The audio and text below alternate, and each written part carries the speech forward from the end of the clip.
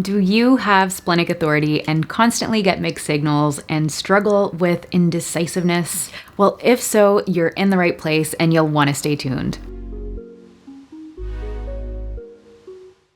Hey everyone, welcome back. My name is Crystal Alferrero. I'm founder of the Human Design Academy, and I help people like yourselves understand your unique energetic blueprint through the human design system. Today, we're going to be talking about navigating mixed signals and dealing with indecisiveness when you have a splenic authority. So splenic authority at first seems like it would be one of the easier authorities to navigate because it's this in-the-moment response or this instantaneous intuitive hit, as it's commonly described.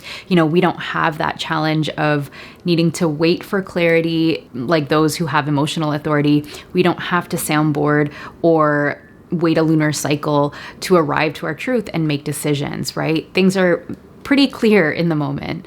But this is where so much confusion lies for a lot of us with splenic authority. It's a lot more easier said and explained than what it feels like in real life, Like, how many times have you felt like it's a hell yes, but at the same time, you also get this nagging feeling that the signs aren't all clear, right? Or maybe you felt this hell yes, and then you ended up going for it and just found yourself in this place where you were exhausted or overwhelmed by the decision. And I mean, there are so many times that I knew I wanted to do things that I felt in my heart of hearts that this thing was aligned for me, but I ignored that nagging feeling or justified that nagging feeling with it just being my mind trying to talk me out of something.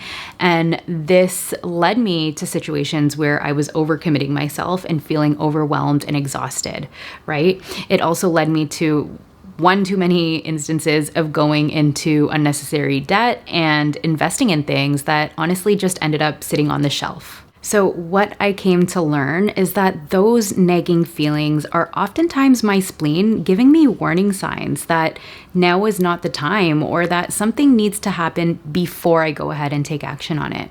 Your splenic authority is not always about this full body hell yes or this positive response. The spleen is all about survival awareness and instinct, and its role is to keep you safe and well. So your splenic response isn't always going to give you this full body hell yes or this green light to go.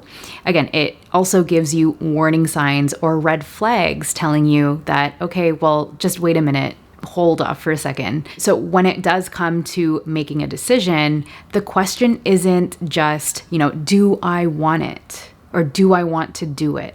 But where you should really ask yourself and what you should really consider in the mix is, do you have the time, the energetic or financial capacity to do it while still supporting your safety, your happiness, and your well-being? For example, if you want to start a new course or program, do you have the energetic capacity to commit yourself to this course without burning yourself out? If you want to make an investment or start a new business, do you have the financial resources to invest without putting your personal safety, personal security, and therefore your inner peace at risk? If you want to enter a new relationship, do you have the time and energetic capacity to nurture this relationship? And if not, if you don't have the capacity, what do you need to do right now to prepare and create space for it before acting on it? Often when we do say yes, or we get that full body hell yes, that this thing is in alignment, but we're not quite ready for it on some level, your spleen might end up sending you signals as warnings for you to, create space or save or build the foundations or get things in order first in order to keep you safe and maintain your well-being and peace as you move forward, right? The mixed signals are often a sign that, again, there may be something we need to do, we need to tend to, or we need to organize before we go ahead and just jump in so that we're not putting our well-being and inner peace at risk, so that we can thrive and survive on this material plane. Especially if you're someone with a lot of line 3 energy or collective abstract circuitry, where you're all about the trial and error and attracting these new experiences and wanting to jump into these new experiences, which is the case for me. The fear of missing out can push you to enter things before you're ready, which isn't inherently a bad thing. But again, if you have those characteristics, like I just mentioned, and you have splenic authority, there are only so many yeses you can make without totally depleting yourself, both energetically, mentally, and financially. Another thing to consider is that we also have different risk tolerances as well.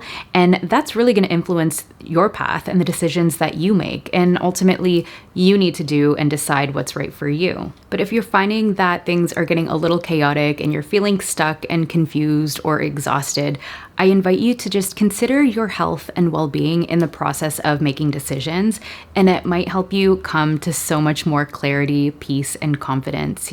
This was the number one thing that was missing in my decision-making process as someone with splenic authority, and this led me to a lot of resistance and stress, right? I was just asking myself, is this aligned? Is this right for me? But the question is, do I have the energy for it? Do I have the resources for it? And when you add this into the equation, you can still create that aligned life you want while thriving and enjoying the process and not have to make those unnecessary decisions and commitments that may put your well-being, your family's well-being, and your own inner peace at risk. I know I've repeated that a couple times, but it's true. And if you're a splenic projector or splenic manifester, let me know down in the comments below what your biggest challenge is with working with your splenic authority and how you've dealt with mixed signals. And that brings us to the end of this video. If you found value or enjoyed today's insights, I would be so grateful if you could show me some love, hit that like button, and hit subscribe to continue learning more about the wonderful human design system.